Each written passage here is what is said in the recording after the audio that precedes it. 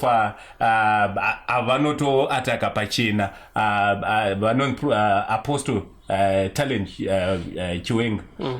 Vanhu vakaita seivavo munenge muchito kudinavo mapreachers akadaro.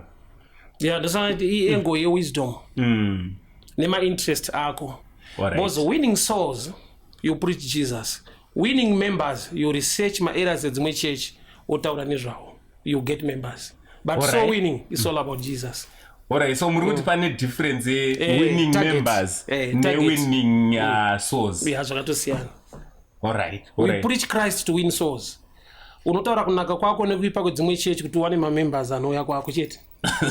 What was tarisa vachinji vanogona kutenda ikoko, they are not born again. Vanonakirwa naye. Alright. Kuroti at the end of the day arisisiri zvevhangeri yangu vasho. Indonzoti zviziviso.